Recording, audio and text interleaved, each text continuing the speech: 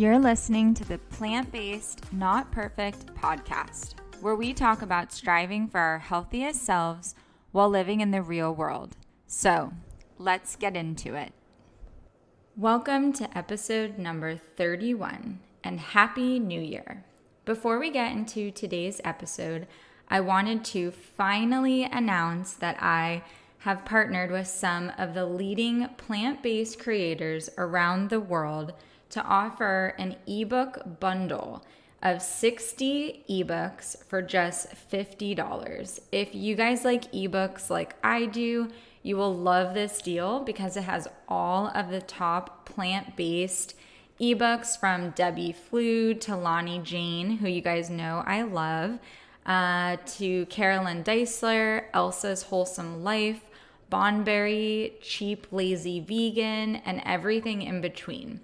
Most of the ebooks are $30 on their own, so to get 60 ebooks for just $50 is honestly the steal of a decade. And you know I love a good deal. And if you send me a screenshot of your receipt, I will send you my ebook for free. I bought the bundle for myself, and I am so excited because it has everything from recipes to meal plans. It has workouts, it has workout guides, it has self-love courses. I know I get a lot of questions about emotional eating and overeating, so I think the self-love course by Bonberry would be really helpful for anyone struggling with that. There's also ebooks on hormone balancing and natural beauty, which I'm super interested in because it breaks down why you should switch over your products and how, and that's something I'm really interested in trying to implement in 2020. And they even have an ebook on raising plant-based babies and kids. So for the moms out there who have questions about how to make sure that your children are getting the proper nutrients and vitamins and all of those questions that you have, there is an ebook dedicated just to that. So the deal lasts until Thursday the 9th, so check it out. The link is in my Instagram bio. I will link it in the show notes, and it is on my blog as well. If 2020 is the year that you want to commit to going more plant-based, then this is an epic deal. And you guys know I only promote things I 100% believe in, and this is definitely one of them. So if you have any questions that I can answer about the bundle, feel free to contact me through Instagram, and I will answer as best that I can. So on New Year's Day, I love seeing everyone writing out their intentions, and I hope that you are able to spend time with yourself to think through what you want to accomplish in 2020. If you didn't listen to my last episode, I broke down how I roadmap out my intentions each year. I put them into different categories, and then I just write out everything I want to accomplish under each of the categories. So I hope that it inspired and motivated you. And I was really proud of myself for New Year's. I only had 3 drinks, alcoholic drinks, on New Year's Eve, and then I woke up at 6 a.m. on New Year's Day to watch the sunrise with my mother-in-law. And then we came back and we wrote out our intentions together and we talked about them together. And for anyone who knows me, I am not an early morning person. So for me to do this is pretty rare, but for me to do this on New Year's Day is extremely rare. And I think the reason I was able to do it is because I had a plan of how much I was going to drink the night before on New Year's Eve. And this leads me to our topic today, which is alcohol. I have received so many messages and questions on this, so I felt that the new year was a really great time to discuss alcohol and just share my thoughts with you, what the studies have to say about it, and my tips and tricks to building a healthy relationship with alcohol. So my relationship with alcohol, I have a long history with alcohol. I have many alcoholics in my family, and my father was an alcoholic. He stopped drinking when I was about 10 years old because I wrote him a letter asking him to stop drinking, and he actually did. He quit cold turkey. He did not go through AA, but he was able to quit. And luckily, that was the end of that chapter. And you'd think that after having an alcoholic dad who I spent a lot of time being angry at for being an alcoholic, that it would stop me from drinking. But that did not stop me from drinking my way from probably 16 years old to 29 years old. And it really wasn't until the past 7 years that I have seriously slowed down my drinking. And then in the past probably 5 years, I've started really questioning my drinking. And then in the last 2 years, I have changed my lifestyle so much that drinking alcohol is maybe a once or twice a month occurrence. I don't buy alcohol at the grocery store and keep it in my house. I don't go to happy hour after work because I don't hang out with drinking, partying friends anymore. And my life has shifted into a much healthier place overall, that alcohol just doesn't play a role in it anymore. None of this was, thought out and planned over the last years. It's just naturally taken this course. And the more into health that I've gotten, the less I naturally drink alcohol. And I really want to be my healthiest self possible. And the purpose of this podcast is to help you be your healthiest self possible. And to me, alcohol does not make me my healthiest, best version of myself. Alcohol dulls me, and I have learned that I don't need alcohol to have fun.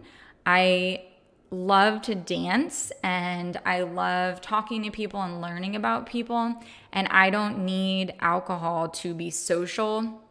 And I had to really take a deep look inside myself and be able to notice those things. And I think that it takes time, and I'm definitely not coming on here to preach to anyone because I still drink alcohol and I am a work in progress, and I will get into that. But this is just kind of, I have been asked before what my relationship with alcohol is. So I just kind of wanted to go into it a little bit. And I went through all of the quote unquote society normal drinking culture situations. I went to University of Florida.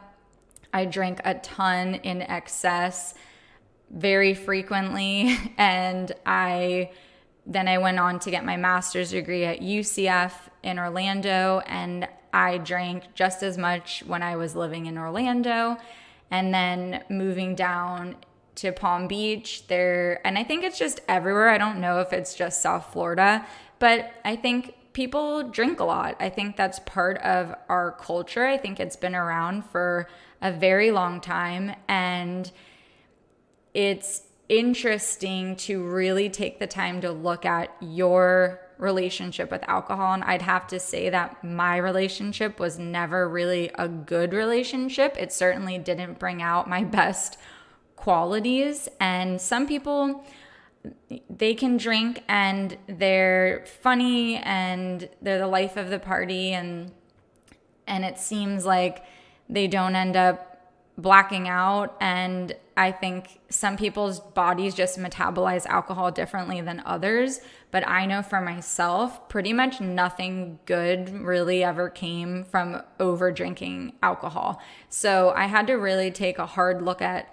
why I kept drinking so much when I would drink. So even though I stopped drinking as frequently over the years, when I would drink, I would still drink a pretty high amount just because I'd fall into my old drinking habits. And I had to really take a serious look at why I kept doing it and repeating the same behavior over and over and over again. So I want to be open and honest and share that I have to be mindful when I drink alcohol. I have to limit in my mind how much I am drinking and be present in the moment. Or if I'm speaking with someone or if I'm at a wedding, I have to be present and see how I'm feeling, and if I'm starting to feel effects from it, or if I'm going to go dance on the dance floor, I can put my drink down. I don't need my drink with me. And I think these are things that take time to embed as a behavior.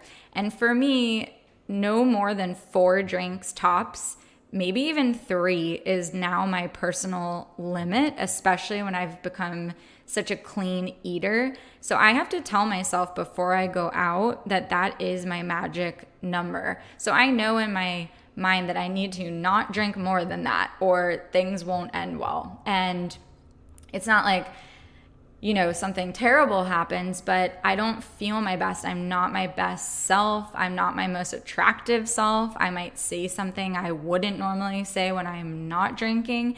And I think, like everything, I'm not perfect, but I hope that the information I shared today helps you if you are struggling with your relationship with alcohol as well, and where it might be fitting into your healthy lifestyle. You guys know that I love Kimberly Snyder's principles, and one of her main beliefs is that an overly acidic body diminishes our beauty, which can contribute to aging, skin issues, under eye circles, etc. So it comes as no surprise that alcohol is a very acidic food that does not contribute to our beauty. I think you can tell when there's people who you haven't seen in a while and you see them again and they drink a lot and they party a lot and they just are starting to age really quickly, and you kind of start showing up on their skin, and it just dulls your skin so much, and it just takes a toll on your body. And I personally want to feel my best and look my best for as long as possible. So alcohol is not going to help me achieve those things. So that is one of the reasons that I've really taken a notice to be more mindful when I am drinking. Alcohol can boost serotonin, but beyond 1 or 2 drinks, alcohol actually acts as a depressant, which is why I really aim for mindful drinking. Also, the feeling that you have the next day with anxiety, it's just such a horrible feeling that I'd like to avoid it at all costs.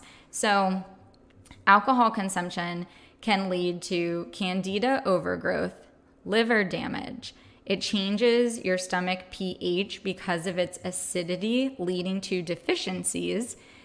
It can cause skin issues, aging, like I spoke about, and it places a load on your adrenal glands. I was actually just reading Lonnie Jane's new ebook that's in the bundle. It's called Bloom, and I really like it because it's not just recipes. It actually only has a few recipes in it. The ebook really is more aligned with how I like to look at things. It draws on studies and research, and she talks about her path with alcohol. And one of the studies that she refers to in the book is by the National Institute of Health, and the keynote was that chronic consumption of a large amount of alcohol disrupts the communication between nervous, endocrine, and immune system, and causes hormonal disturbances that lead to profound and serious consequences at psychological and behavioral levels. I thought that one was very interesting to take note of. Because alcohol is a depressant, if you already experience feelings of anxiety and depression, it's certainly not going to help you with that.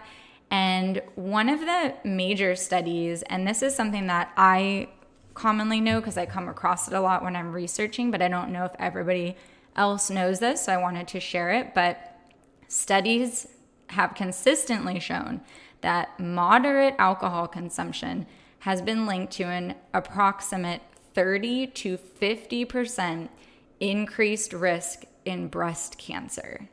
That is insane.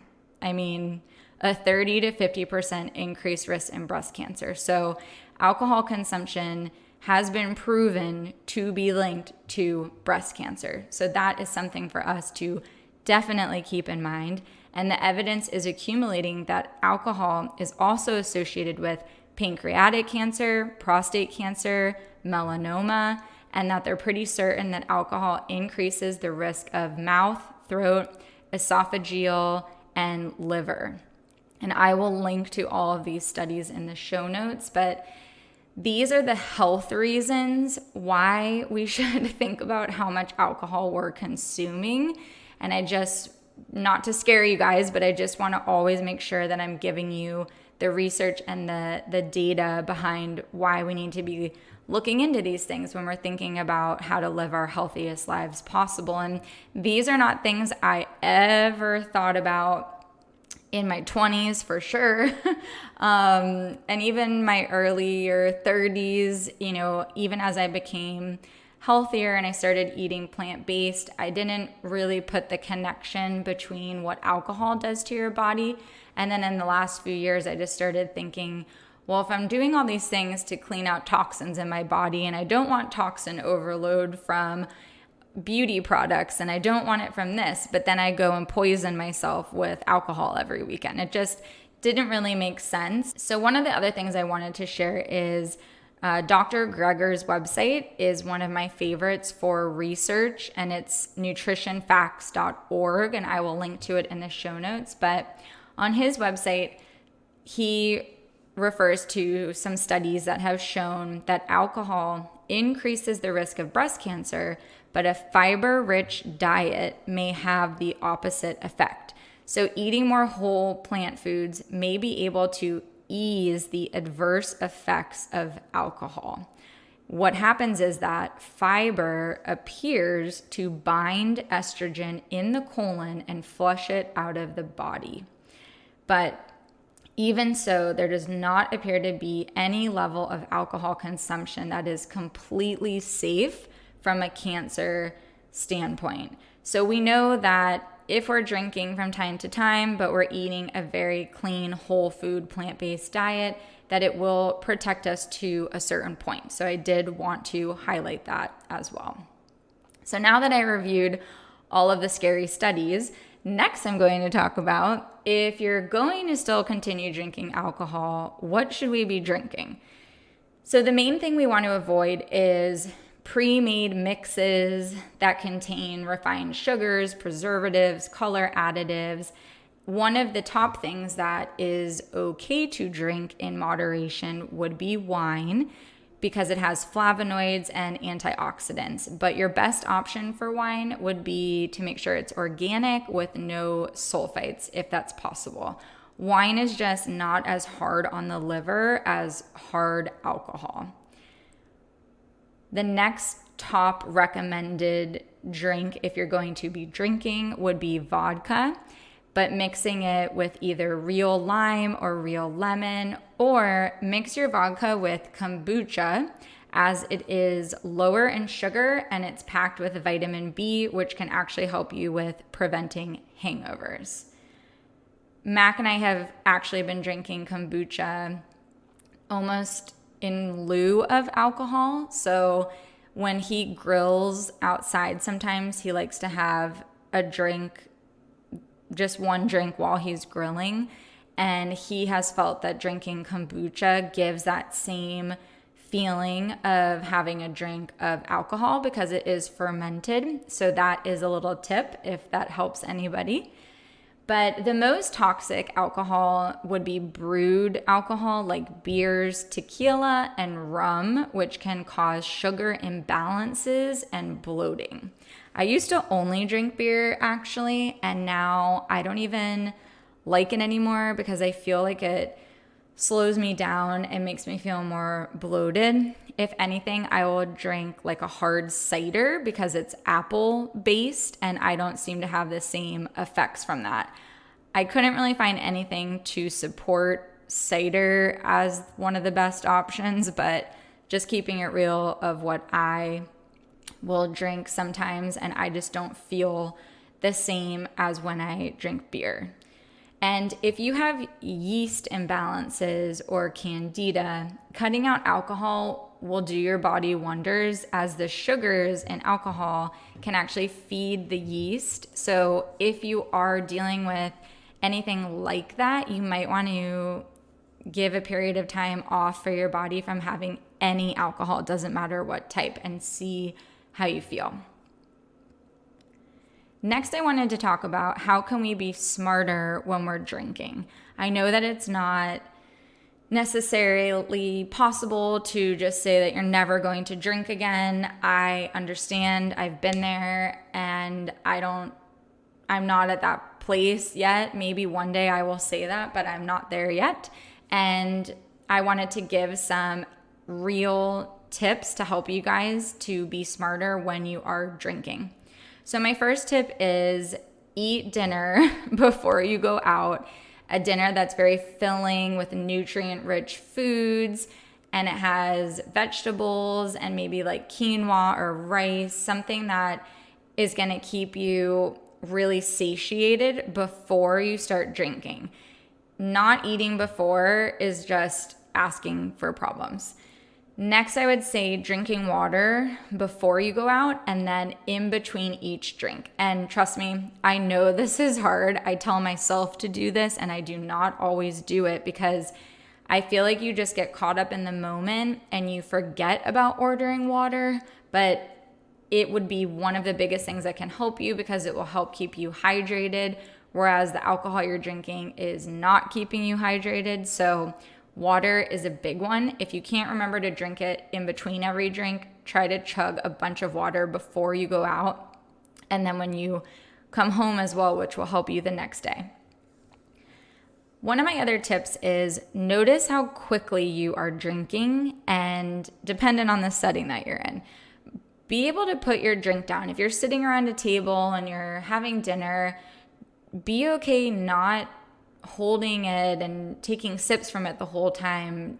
Try to be more mindful about how quickly you're drinking. I've noticed that one of the big things is you just don't even think about it. You get caught up in the moment. You're having a good time and you're just drinking so fast that you end up consuming a lot more drinks than maybe you would if you were being more mindful about how you were drinking. So I think this one is one of the biggest tips and something that I work on myself, just trying to be in the moment in a conversation or having a good time. If I want to go on the dance floor, I need to be able to put my drink down. I don't need my drink with me every 5 seconds. So that is definitely a big tip. And if you notice you just need to be holding a drink, I know this might sound weird to people, but I think other people will totally know what I'm talking about. Sometimes it's just like having something in your hand for some reason. Then order soda water with lime. Nobody will even question. They're usually so drunk anyways, they don't even know if you're drinking or not. And that will get you really far because then you're going to trick your mind into thinking that you're having a drink when you're not.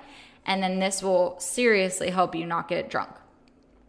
The next tip I wanted to give is that if you have friends that give you a hard time about drinking or pressuring you into drinking more or why are you not drinking, I would question how good of friends they are.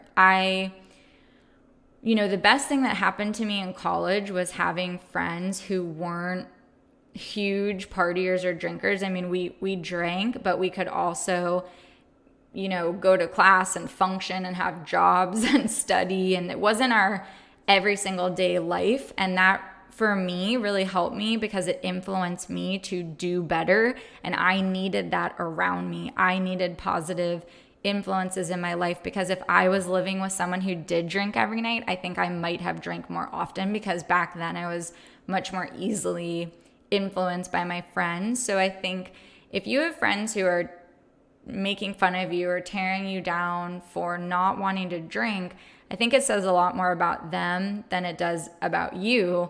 And I would really question whether or not they are true friends. And if it bothers you, I would talk to them about it. I would say to them, not, when you're out, but in the middle of the day, that you're really trying to work on forming a better relationship with alcohol and that it bothers you when you feel that they pressure you or put stress on you to drink because that's not how you want to be. So I think you need to take stock of who is around you because as you know, I've said before, but you are the people that you surround yourself with. So I think that, one of the best things that ever happened to me, I have to be totally honest, is a few girls that I used to hang out with, all we did was pretty much drink together. So they were kind of drinking friends. And a few of them moved away. And it was the best thing that ever happened to me. And I think it's because I wasn't going out with them and putting myself in situations that could have been bad. I wasn't spending all my time drinking alcohol anymore. And I don't think they were friendships built on true friendships. I think they were built on alcohol. And I believe that not having those relationships around me anymore really helped me figure out what I wanted to do and what I wanted to be and the person I really was. And I think that taking a hard look at the circle around you can be one of the healthiest decisions that you make in 2020. So I wanted to end today's episode with a question from Instagram that I received that is related to alcohol. What is your advice for someone who falls into heavy social drinking patterns? My answer would be that it all comes down to mindfulness. Just listening to this podcast is going to put you so much further ahead than other people, so much further ahead than I ever was. I mean, I am still having to be mindful of what I'm drinking, and I'm in my 30s. I wish I thought about these things or cared about any of this when I was younger, but I didn't. So no regrets. But I think practicing mindfulness starts before you go out. Set a standard for yourself on how you want the night to go, how you want to act, and hold yourself to that standard. Be mindful of how much and how quickly you're consuming, because your standards are so important. And to set a high standard for yourself, your actions, what you're going to do that night, it starts before you ever walk out the door. And I think just practicing mindfulness, being in the moment, and having intention with how you want the night to go and how you want to be perceived and how you want to act as a person. I think mindfulness is the answer. So I hope that this episode helped anyone who's listening who may be struggling with their relationship with alcohol. As always, feel free to send me any messages or comments. I know that this topic is a very personal topic. It's not easy even for me to talk about necessarily, because I think, admitting that I didn't always have a healthy relationship with alcohol. I'll put it that way. And I think it takes time, and the healthier that you change your life to be, you can have a healthy relationship with alcohol. It just all comes down to being mindful and setting high standards for yourself, but you can achieve it. And I am here to help you along the way.